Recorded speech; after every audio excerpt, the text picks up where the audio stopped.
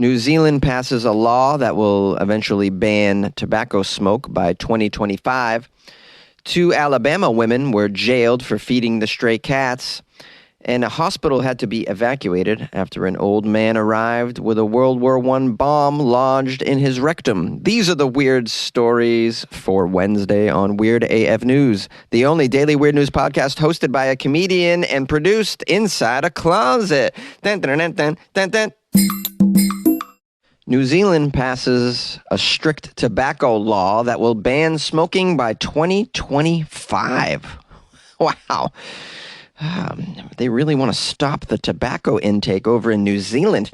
New Zealand has introduced a steadily rising smoking age law in order to stop those aged 14 and under from ever being able to legally buy cigarettes in the world's first legislation that will outlaw smoking for the next generation.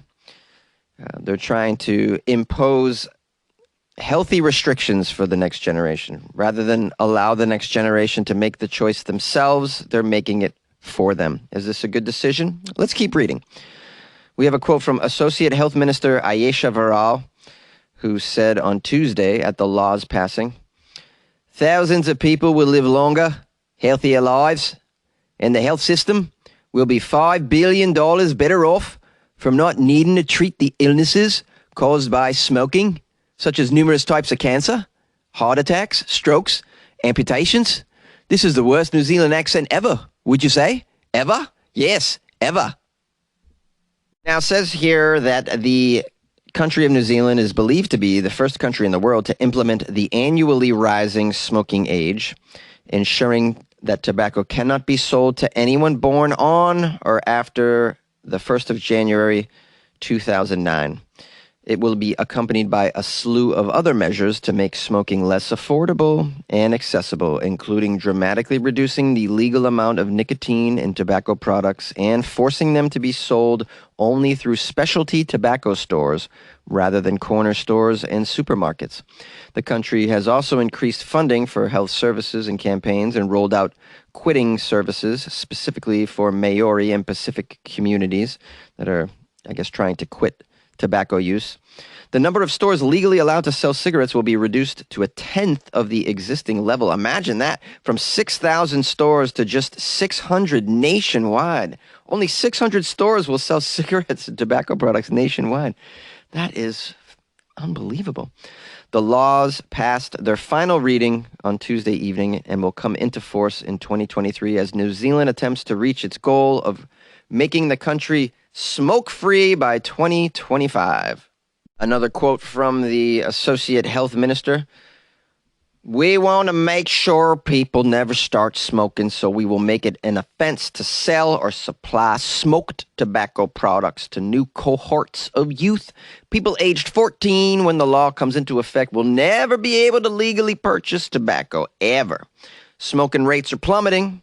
Our goal of being smoke-free by 2025 is well within our reach." The new laws, however, will not restrict vape sales, and data indicates that at least some New Zealanders have swapped their smoking habit from cigarettes over to vapes. Data released last month showed the number of people smoking daily had fallen to 8%, down from 9.4% last year, marking the lowest rates since records began. The rise in daily vape users, however, was larger than the drop in daily smokers.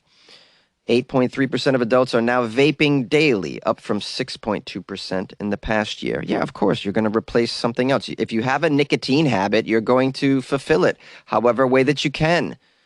Be it smoking it, chewing it, vaping it, rectally inserting it on a full moon.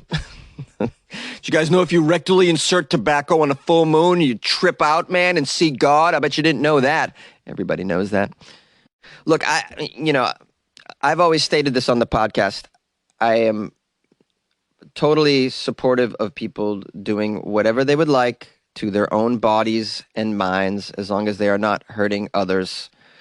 That's in the sexual world. That's in the chemical world. Your mind is your own. If you want to be in a caffeinated state of mind, that's your bag. If you want to be in a tobacco nicotine state of mind, you should be able to do that. If you want to be in a marijuana or a magic mushroom state of mind, in the privacy of your own abode, you should be able to do that. And the government shouldn't be able to restrict you from this. So,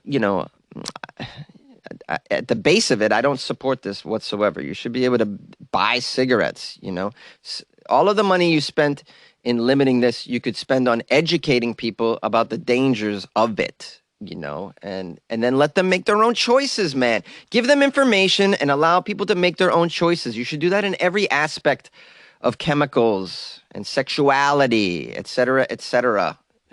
Maybe you feel differently. 646-450-2012 is the number. It's the number to call. Have you ever called? Ever? Yay! 2 women were jailed for feeding the stray cats. 2 Alabama ladies were given suspended jail sentences after feeding stray cats and trapping them so they could be neutered. People often will neuter stray cats. It's a kind of a public health intervention to reduce the numbers of stray cats in your local community. These ladies, to me, seem like they were trying to be a solution to a problem, but let's keep reading and find out. We have Beverly Roberts, age 85, Mary Alston, age 61, of Wetumpka, Alabama. They were sentenced to 2 years of unsupervised parole and a $100 fine each. The women have also been given suspended 10-day jail sentences. This seems a little strict to me. Here's a quote from Beverly Roberts, the 85-year-old. A warning, an arrest, and a conviction, all because maybe we were about to feed the stray cats and because we were solving a feral cat problem that the city isn't solving. Yeah, sounds like they were trying to get involved and solve a problem there. The women were convicted, unfortunately, of multiple misdemeanors. And this was after a 5.5-hour trial as well. A trial? My goodness. Officials accused these ladies of feeding feral cats near the courthouse, claiming it had resulted in thousands of dollars in property damage. All right. I guess because the cats peed everywhere. The women were arrested after the Mayor Jerry, called the police. Then Officer Brendan Foster said when he arrived, he found Beverly holding a can of Fancy Feast cat food. Oh, caught Fancy Feast handed. Really? Is this what's going on in Wetumpka, Alabama? Don't you have real crime? The mayor's calling the police on an old lady feeding the cat some Fancy Feast. Wow, I want your problems. Beverly informed the mayor that she was trapping feral cats. The officer said that she had to stop or he would arrest her for trespassing. Oh, because she's on the courthouse property. Maybe she is trespassing on the courthouse property. But, it's an 85-year-old woman, man. Maybe give her a warning. There's a quote here. Beverly says, y'all have 3 cop cars because I'm feeding cats? Unbelievable. Yeah, that's what she told the police. Y'all brought in 3 cop cars because I'm feeding cats? It's unbelievable. I agree, Beverly. It's unbelievable that they would have 3 police cars because an 85-year-old woman is feeding cats Fancy Feast on the government lawn. Roberts was arrested first. They had given her a trespassing order for feeding the cats. Alston was arrested when she spoke against Roberts' arrest. The sentencing of the 2 women, I'm confused. The sentencing of the 2 women has caught the attention of national animal rights organizations who say trapping feral cats to have them neutered is a very successful way to stop a stray cat problem in your neighborhood. Yes, of course it is. And if they're doing it for free, let them. Are you okay, Mayor? I mean, this is just less from your own budget that you have to spend, if you decide at some point to, curtail your stray cat problem, which can be a problem, of course. Here's a quote from the director of programs for Alley Cat Allies, which is a feral cat advocacy. I can't say this word. I'm hungover. Advocacy group that supports trap and neuter initiatives. Okay, Alley Cat Allies is the name of this group. There's a group for everything. Can you imagine? There's a group for like praying mantises that have broken legs. Please, the Praying Mantis Broken Leg Foundation would love your donation. There are many praying mantises out there trying to skip around with broken limbs.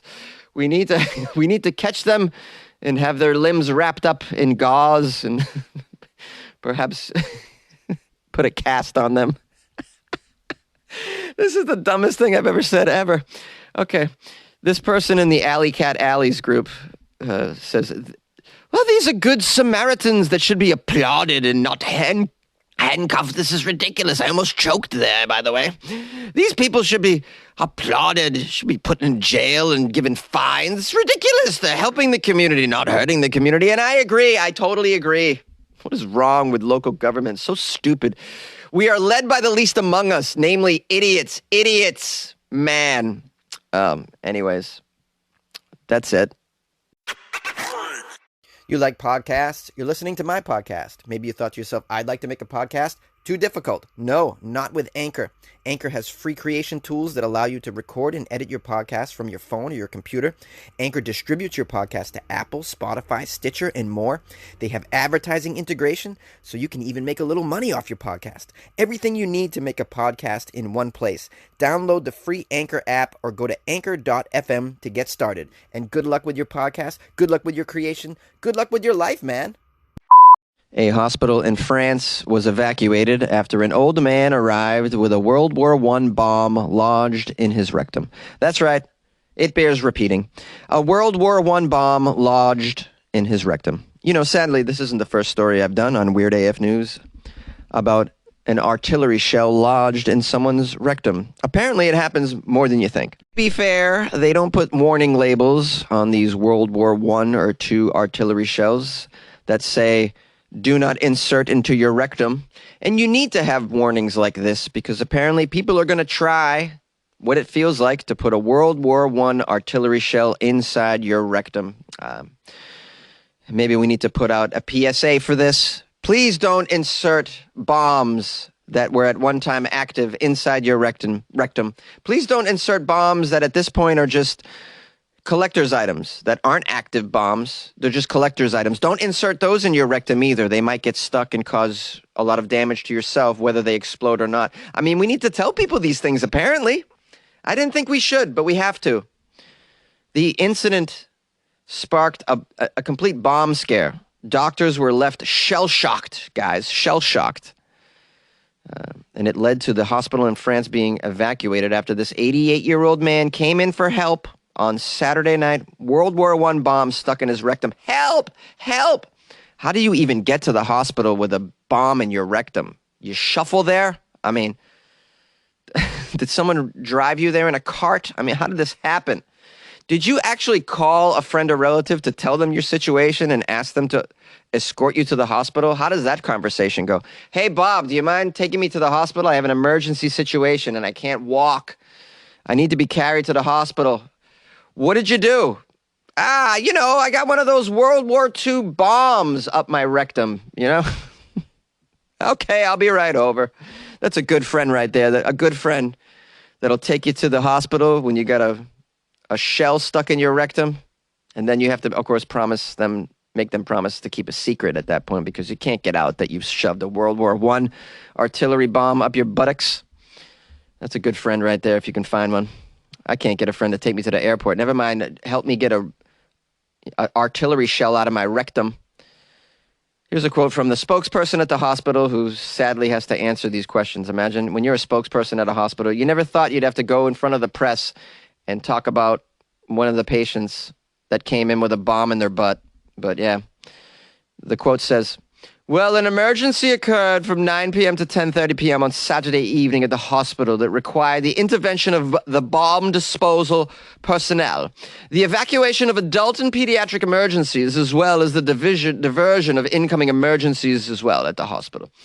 When the bomb disposal experts arrived at the hospital, they examined the man that we had here. They determined that it was very unlikely that the artillery shell, which was lodged in this man's asshole, and also 8 inches long and more than 2 inches wide. We're all wondering how he got it up there, but the bomb disposal experts determined right away that the bomb would not explode inside this man, and that was great because then we all realized, well, we could come back to the hospital because it's not going to explode the hospital, and then of course we just have to deal with the man at this point. I mean, I don't know how you get a bomb out of a man's rectum. It's not exactly in the medical journals, these things, you know. We tried to do a YouTube search and see if there are any videos out there of people just dislodging World War I or World War II artillery shells out of one's rectum, and then we couldn't find anything there either, you know, so but we have a great team over here. We've done some pretty creative things when we found ourselves in situations like this, so I felt very confident that we could get this artillery shell out of this man's rectum, of course. Yes, we're very confident here. It says here that once the hospital had the clear from the bomb experts that this was not going to explode because it was basically just a collector's item from the First World War. It wasn't an active shell. At that point, the doctors moved in and began trying to remove this unusual object from the man's rear end, which they believed he'd inserted for sexual pleasure. Wow. Way to make a hot take on that. We're going to assume this was for sexual pleasure, you think? Anything up somebody's butt, probably.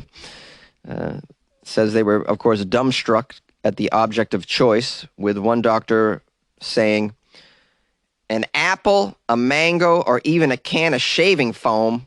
We're used to finding unusual objects inserted where they shouldn't be, but a bomb? Never! Taking to social media, many people were in disbelief at the choice of objects. Someone wrote, I've heard of troops bringing the rear up, but this is way too far. Hey! Another person commented, you know, he could have just used suppositories. Whoa! Someone else wrote, guess he wanted to go out with a bang. Now, unfortunately, the doctors were unable to remove the bomb through an initial examination, so the medics were forced to bring the elderly patient into surgery to have it removed. They had to cut his abdomen to remove the unusual antique. Thankfully, according to the hospital, the man is now in good health and is expected to make a full recovery, which is great for him. His rectum will heal, and he can get it ready to shove some other ancient collector's item up there that was used during warfare, like a Spartan spear. Oh, is that a wagon wheel from a Spartan war cart? Oh, let me put that up my butt. I mean, how do you do this? Hey, look at this artillery shell that's over 100 years old. I'll bet I could shove that up my bum. I mean, the shampoo bottle just isn't doing it these days. I just can't get over what people do to their bums. I mean... Well, hello, everyone, and thank you for joining me for another episode of Weird AF News. Congratulations, you've made it all the way to the outro. Tell them what they've won, Raj! There's nobody named Raj in my closet. I wish there was. A very small man that gives out prizes would be very cool. All right, so I want to give a big shout-out and give thanks to Brittany Graves, who just joined the Patreon. Isn't she wonderful? And... very, very gratuitous around the holidays. I appreciate this, Brittany. She wrote me a lovely message, too, in the Patreon. I'm going to read it. Hey, Jonesy, been listening to your podcast for 6 months now. Stumbled upon it when setting my alarm, playing around with the options for my Google routine after my alarm goes off, and I've been hooked ever since.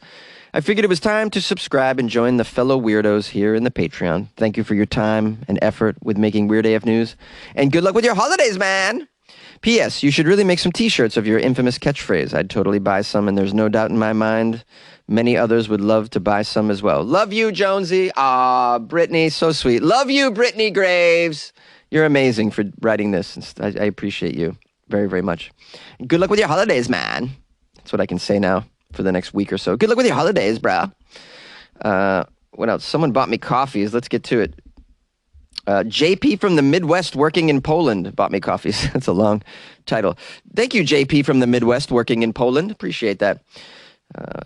JP wrote, longtime listener and supporter, back from Poland and now living comfortably close to Florida and all its shenanigans. Shout out to all my fellow weirdos out there. Thanks for all the good work you do for us all each weekday. Stay highly caffeinated, Jonesy, and have a wonderful holiday season. Good luck with your life, man. Oh, good luck with your life, JP from the Midwest working in Poland. And I hope you have a happy holiday and a happy new year as well, my brother.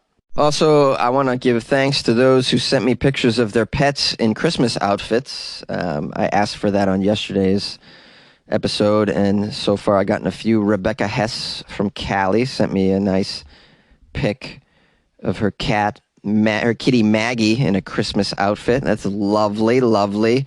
And then Matt Emery sent a photo of his dog dressed up as a teddy bear for Halloween, which is lovely. Shout out to Matt Emery. That adorable pup you got there, Matt.